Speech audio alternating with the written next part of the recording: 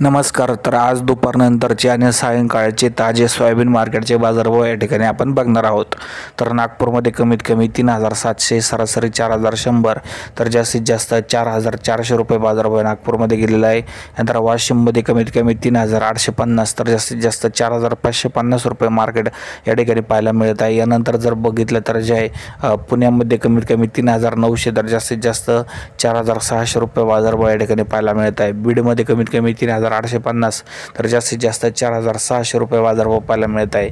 यानंतर जर बघितलं तर धाराशिवमध्ये कमीत कमी 3,800, तर जास्तीत जास्त 4,500 रुपये बाजारभाव या ठिकाणी पाहायला मिळत आहे. म्हणजे एकंदरीत जर बघितलं तर जे आहे बाजार समित्यांमध्ये तीज येण्याची गरज आहे. बाजार कमीत कमी 5 ते 5,500 रुपये प्रति क्विंटल झालीच पाहिजे, तरच शेतकरी मित्रांना परवडेल. सध्याच्या बाजारभावातून उत्पादन खर्च देखणे अशक्य आहे.